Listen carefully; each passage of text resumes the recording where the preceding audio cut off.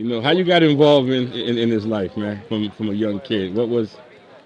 Dad, mom and dad. Mom and dad met at Aqueduct, so just been going to the track my whole life. And I knew at a young age I was allergic to 5:30 in the morning and didn't want to be training or being a jocks agent. I tried being a jocks agent for like 3 weeks, sucked at it. Tried help my dad out at the barn in the morning and stuff. It just wasn't something that I was interested in. Mom and dad always encouraged me to do well in school, and I found that I was a pretty good rider. And Breeders' Cup 1989, Easy Goer Sunday Silence, the 4th race in the rivalry, and Pat Day once again waited too long. Pat waited all day on Easy Goer. I was at the Meadowlands because they couldn't simulcast the whole card at Aqueduct. So mom and dad, of course, when you're 12 years old and you want to go watch the whole Breeders' Cup, they take you to the Meadowlands across the river in Jersey. I remember just being real upset. Back then, all you were worried about was Hulk Hogan, the Mets, and Easy Goer. So I remember just saying to myself, I wish I had a way to express how I feel right now. And my mom and dad were just like, well, why don't you become a writer? And that was kind of it. I've always wanted to be a racetrack announcer or a writer. And I've got to do both. There was no talking horses or anything like that when I was a kid, so I've been pretty blessed to now do everything I wanted to do since I was 10 years old and then some. The best part about being on this circuit, on the NYRA circuit, besides the fact that we're the best in the game, is the 3 racetracks just bring a different perspective. If you go to Belmont, there's so much history there. Right before the Breeders' Cup came around, the season ended, those Eclipse Awards, those year-end honors, they were settled at the Belmont at the Fall Championship meet. Races like the Champagne, the Jockey Club Gold Cup, which has now been moved up here. Races like those 2 are the first 2 to come to mind. They settled the championships. That's where everything was settled. Now it's the Breeders' Cup, and that's fine. It is what it is. But the history there, if you walk around that place, it's literally a museum. It's probably the nicest museum on Long Island. I'm not much for culture, but it's probably the nicest museum on Long Island. You go to Aqueduct, you get the racetrack, the Winter Warrior, the 12 degrees and we're running in the snow, the old inner track. Aqueduct's very special to me. Everything good in my life happened at Aqueduct. My first TV show with Aqueduct. Called my first race at Aqueduct. Met my girlfriend Nicole at Aqueduct. So Aqueduct's been my whole life, and that's like for the real racetrack. We spend the bulk of our year there. I live a mile and a half away. And then you come here, and it's, right, what did Red Smith say? Drive 180 miles, drive 3 hours north, make a left on Union Avenue, and go back 100 years. You got the family atmosphere here. You got the fans come out in droves up here. Kind of wish it was the same way downstate now, but I think that's what makes Saratoga that much more special now, that you get the big crowds each and every day. Obviously, people are betting their money double-fisted. And in my position, it's cool because you can't walk 20 feet without somebody saying hello, somebody have a camera in your face asking for an interview or a selfie.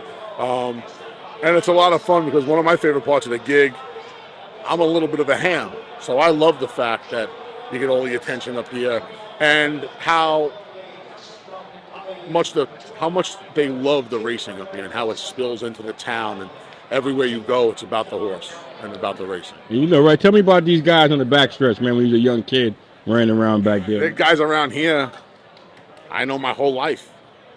Literally, I was sitting at Nove the other night with Pat Reynolds. I know Pat Reynolds my whole life. And then it goes the other way now. You see people walk through here. Teal Albatrani, Joe Migliore. Joe Migliore is the first one because I know these guys their whole lives now. So it kind of comes full circle. My favorite trainer, my dad's a trainer. My favorite trainer of all time is Bill Mott.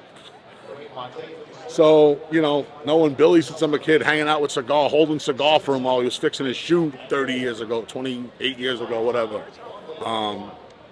Horsemen, right? Guys and gals that knew, right? A guy like Bill Mott can shoe his own horse, can diagnose his horse, place his horse in the right spot, get on horses. You guys used to get on horses with my dad, so it's a different game. It's been fun. And it's been a little interesting watching the game change after all these years. And right, the media game, man. How you got involved in that? Like how you found your way? Like, who was a mentor for you that kind of... I was hustling. I was hustling after college. I skipped a year of high school I had a full year to mess around. I made a score. My parents threw me a college graduation party that Bill Mott was at. Dominic Scatino was there. The late, great Richie Frankel. A couple other people were there. And I took the money from the party and went to Belmont the next day. And I said, if I win $20,000 today, I ain't going to work this summer. And I won 22. Yeah. I got beat about a length and a half for 100,000 in the pick six. I'd have been the only winner in the pick six. So that man right there is one of the men that helped me the most, Eric Donovan. That's straight up 100% fact. Yeah.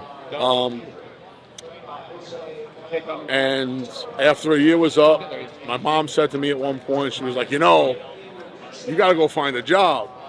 The New York Post or the Daily News just isn't going to call here. Well, the New York Post called. Wow.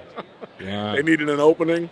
The late, great Rick Lang got fired, and they needed somebody, and they promoted the guy that was behind Rick, and they put me in that guy's position. And Greg Gallo was the sports editor at the time. I went in for my interview May 10th, 1999. He said, you're not qualified. You don't have any job. I delivered pizzas and flowers and hustled. I dealt poker games. Yeah. You don't really qualify. I said, I couldn't turn the computer on. He goes, what are your qualifications? I said, you can name any trainer or owner on that backstretch right now, and we can call him. And we called Bill Mott and Alan Jerkins from 1211 Avenue Americas. We called both of them. He talked to them for about a half hour each. He looked at me, he said, I got to do 2 more interviews, but the job's yours. You're going to start next Monday. Wow. And I started my job a week later. A year to the day I graduated St. John's. Wow. So kind of just went from there. I started doing New York City OTB a couple of years later. Thoroughbred Central. We had that on the off days for Naira. Started doing that show. I worked with people like 𝐕𝐴𝐻𝐿𝐼, another guy I know my whole life. Dave Johnson, the great Dave Johnson. Kenny Filer, he passed away. Good Rick Lang, he passed away. Just a lot of great handicappers and, you know, guys who know the game. And Mitch Levitas was the first guy in my ear, and it's great that when I do America's Day at the races in Saratoga Live, Mitch is still in my ear to this day, 20 years later. So, what do you think about the real players, though? Like, what you love it, love it. I love how you get all walks of racing life. That's the most important thing. That it's just a, you know, I think during the COVID, that's what it proved the most, that this is a family. From, you know, the hot walkers and the grooms to the billionaire owners. Like, it's a family. Everybody came together and we kept things going. I was working at HRN during the COVID, and one of the things that I was most proud of in this game, first of all, it was a thoroughbred race run every day during COVID. Somewhere in this country, there was a thoroughbred race run except Christmas Day. There was a thoroughbred race run every day in this country. We didn't miss one show over at the Horse Racing Radio Network. Not one. We even came up with a fantasy derby that year. So there are plenty of great trainers out there now, not naming names, but plenty of great trainers, horsemen and women, that, you know, most people see them as numbers. But those guys back then, I mean, the Chief's the first one to come to mind. I know you got to get the Chief all the time. I learned about sex from the Chief. I mean, I know Alan Jr., Jimmy, and Stevie probably did, but I would like to think I'm in a small fraternity. The man started talking to me about the birds and the bees when I was 12 years old, pushing the wheelbarrow around on a hot July afternoon right before we came up here. So, you know, Alan, guys that were, to most people would have been considered quiet. Scotty Schulhofer is another guy that comes to mind. Everybody thought Scotty was real reserved. When you got Scotty going, Scotty was great. I remember when 𝐓𝐴𝐳 passed away. I was the only one allowed in the barn that day. And I'm pretty sure that was because he remembers me as a fat little 5-year-old kid running around the backstretch at Belmont, as opposed to my other media brethren who couldn't get a word from him.